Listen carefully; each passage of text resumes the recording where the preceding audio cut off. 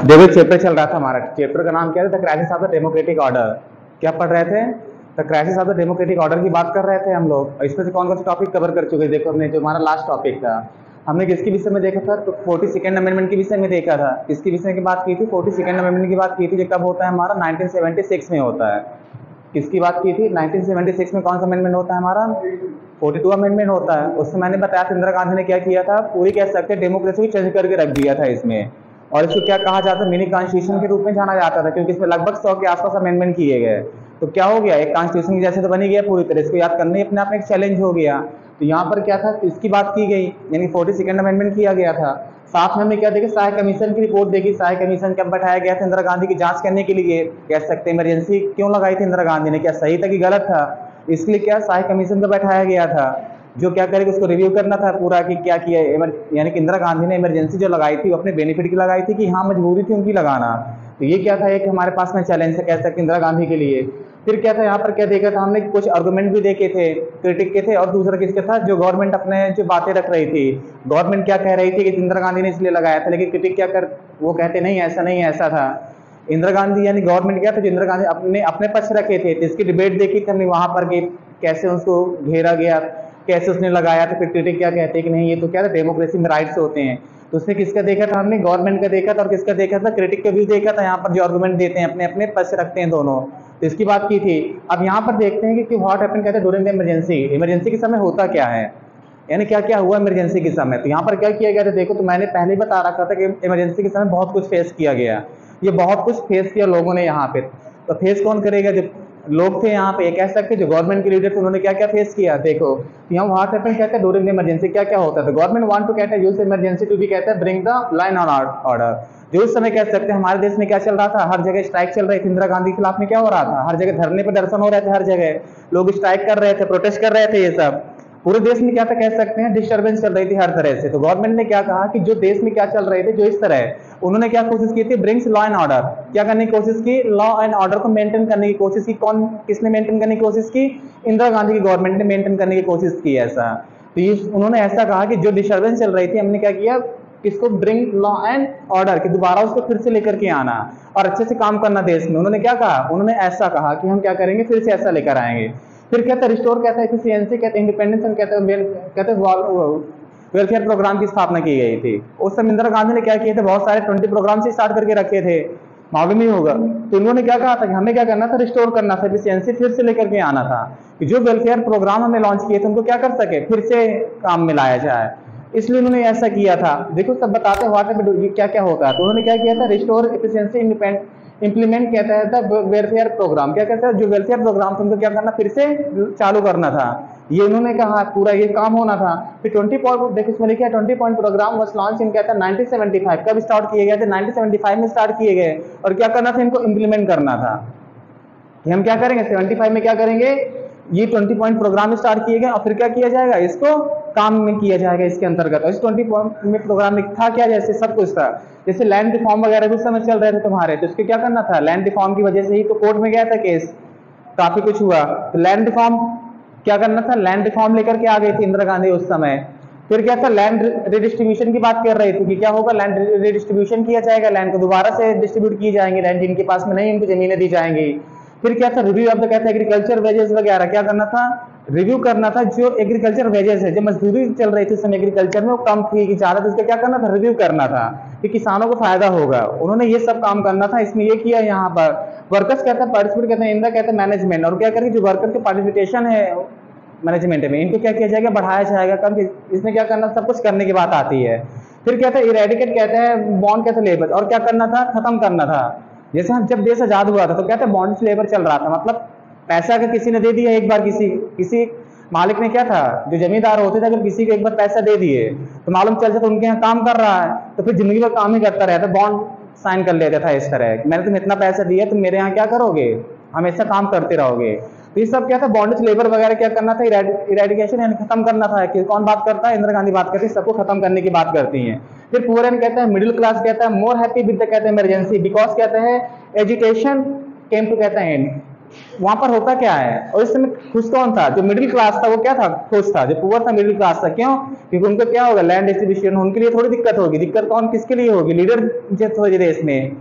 अगर रिस्ट्रिक्शन आएंगे, ये बताओ, अगर किसी को कहा जाए कि तुम्हें 7 बजे ऑफिस आना है, अगर किसी से कहा जाए कि 7 बजे ऑफिस आना है, और कोई 8 बजे आने वाला है, 9 बजे आने वाला है व्यक्ति, तो और कोई 7 के पहले पहुंच जाता है, सवा पौने 7 बजे पहुंच जाता है या 6:30 बजे पहुंच जाता है ऑफिस, तो दिक्कत किसके लिए होगी? रूल रेगुलेशन से दिक्कत इनके लिए हो जाएगी ना। ऑफिस का टाइम क्या है? 7 का। आ कब रहे हैं ये? 8-9 बजे आ रहे हैं, तो दिक्कत किसको है? इनको है। लेकिन जो पहले से आ जाता है, कितनी भी टफ रूल बना दिए जाए, टाइम के साथ क्या ना पहले ही आता है हमेशा। तुम रूल बनाओ चाहे ना बनाओ, वो क्या है, पहले से आ जा रहा है यहाँ पे, तो दिक्कत किसको होने वाली? इनको। तो गरीबी में कौन सी दिक्कत होगी? राजनीति में इनको थोड़ी पार्टिसिपेट करना था, इनको पार्टिसिपेट करना है, इनको तो पार्टिसिपेट करना नहीं था राजनीति में किसी भी। लेकिन दिक्कत किसको होगी? जो राजनीति करना चाहता है, जो पार्टिसिपेट करना चाहता है, जिसको राइट नहीं मिल रहा है इस तरह के, उनको दिक्कत होगी। पब्लिक से पुअर उनको क्या है? उनको वैसे भी तो रोटी खानी, तो बाद में तो रोटी खाएंगे, उनको थोड़ी उनको कोई रोक रहा था। तो यहाँ पर क्या था, हर चीज फिक्स होने लग गया था, टाइम से हर एक चीज चल रहा था। तो खुश कौन थे? पुअर एंड जो मिडिल क्लास थे वो क्या थे? वो क्या था, हैप्पी, वो क्या थे, खुश थे इससे कि अच्छा ऐसा चल रहा। तो यहाँ पर ऐसा हुआ था। लेकिन इमरजेंसी किसी तरह सही नहीं थी, भले ये खुश थे लेकिन इमरजेंसी सही नहीं थी देश के लिए। देखिए यहाँ पे नेक्स्ट क्या, बट कहता है, क्रिटिक कहता है आर्गुमेंट दैट, देखिए इसमें क्या प्रॉमिस किए जाते हैं, बाद में कहता है रिमेन नॉन फुलफिल। लेकिन होता है जो क्रिटिक रहते हैं क्या कहते हैं कि जो प्रॉमिस किए गए थे, इंदिरा गांधी ने 20 प्रोग्राम चलाने की बात की थी, सब कुछ कहा यहाँ पे कि हम ऐसा करेंगे, बॉन्डेज लेबर को खत्म कर देंगे, ये सब चीजें थी। लेकिन क्रिटिक कहते हैं क्या कि यहाँ पर कुछ नहीं किया गया। क्रिटिक कहता है आर्गुमेंट दैट द प्रॉमिसेस कहता है रिमेन नॉन फुलफिल्ड। क्या हुआ? कोई फुलफिल नहीं किए गए। ये क्या था, वैसे के वैसे ही रह गए। जो इंदिरा गांधी ने वादे किए वो क्या है, कभी पूरे नहीं हुए। यहाँ पे उन्होंने ऐसा आर्गुमेंट दिया। लार्ज स्केल यूज आता कहता है प्रिवेंटिव डिटेंशन। मैंने बताया था प्रिवेंटिव डिटेंशन एक्ट क्या थे, बिना किसी के बताए अरेस्ट कर लेना, ये सब क्या था, नए नए रूल बना देना, ये क्या था, प्रिवेंटिव डिटेंशन एक्ट थे। और उसी तहत मैंने बताया था लालू को अरेस्ट किया गया था, और लालू क्या होती लड़की होने थी बाद में, उसका नाम क्या था, एक मिसा कानून बनाया गया था। मिसा कानून के तहत किसको अरेस्ट कर लिया गया? लालू वगैरह सबको अरेस्ट कर लिए गए थे, जितने भी लीडर थे उस समय। लेकिन उसके क्या थे, लड़की का नाम क्या है, मिसा। आज भी रखा उसने, उस कानून को याद रखने के लिए अपनी लड़के का नाम क्या रखा, मिसा रखा है। आप समझो, इतना उसको याद भूलना ना चाहे, भूल नहीं सकता उसे।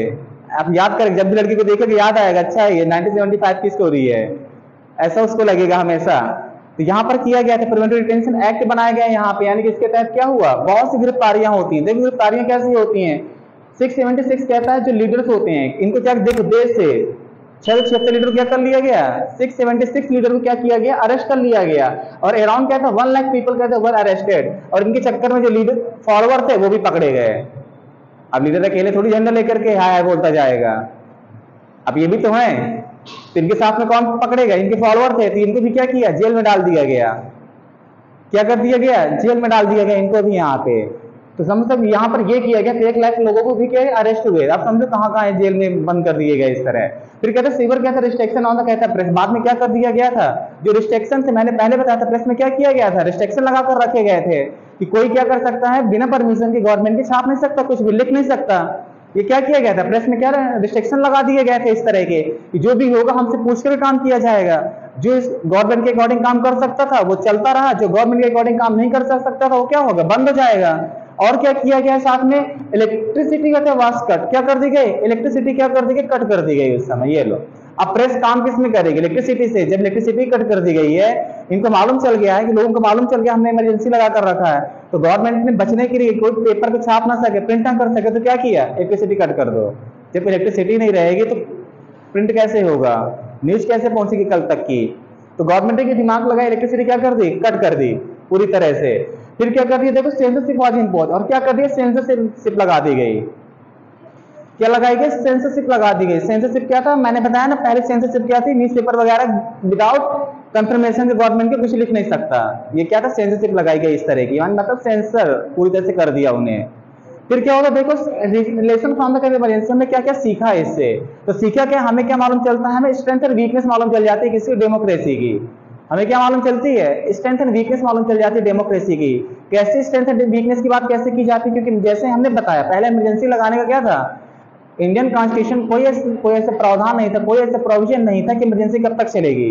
इमरजेंसी का टाइम तो अनलिमिटेड समय तक चलाई जा सकती थी, याद रखना। ये तो भारत इंदिरा गांधी के पहले 77 में खत्म कर दी। उन्होंने, नहीं तो उसको चाहते तो खींच लेती चली जाती, लेकिन ऐसा नहीं किया इन्होंने, बाद में दिमाग लगाया, खत्म कर दिया इसे। लेकिन चाहते तो खींच ले जाती, कोई कुछ नहीं कर सकता था, क्योंकि कहीं भी कैसे रूल रेगुलेशन में नहीं था कि 6 महीने 2 साल 3 साल, लेकिन इन्होंने क्या किया, खत्म कर दिए कुछ समय बाद। लेकिन बाद में मालूम चलता है कि नहीं, ये भी वीकनेस है डेमोक्रेसी की, हमें क्या करना पड़ेगा, जैसे ही हमारी क्या होती खत्म होती है इमरजेंसी, वैसे हम क्या करते हैं 44th अमेंडमेंट लेकर के आते हैं 1978 में, क्या करते हैं तुरंत। और इंदिरा गांधी जो चेंज किए थे 1942, जो 1976 से 42 जो अमेंडमेंट किया था कॉन्स्टिट्यूशन में, उसको क्या कर देता है 44 खत्म करता है, फिर से उसी स्ट्रक्चर पे लेकर के आता है हर एक चीज को, क्या करता है फिर से उस चीज को बदलने के लिए क्या हुआ 78 में हम लोगों ने क्या किया 44 अमेंडमेंट लेकर के, जो 1978 में होता है इंडियन कॉन्स्टिट्यूशन में। तो किसके लिए हमें मालूम चलता है, फिर क्या करते हैं, नहीं जो अब जो इमरजेंसी लगेगी वो 6 महीने से ज्यादा के लिए नहीं लग सकती, अगर इससे आगे बढ़ाना है कंडीशन है तो क्या किया जाएगा, फिर से हमें क्या करना पड़ेगा, जो भी हमारी कैबिनेट होगी उससे मंजूरी लेनी पड़ेगी। यहाँ पर प्रावधान किए गए, हर 6 महीने में बैठक होगी, फिर आगे बढ़ाना है तो ही उसमें रिटर्न में होगा, हर एक चीज किया गया है यहाँ पे। हमें मालूम चला कि हाँ डेमोक्रेसी में क्या स्ट्रेंथ है क्या वीकनेस है, ये सब चीजें मालूम चलने के थ्रू द इंडिया बस कहता है सीज टू बी कहता है डेमोक्रेटिक।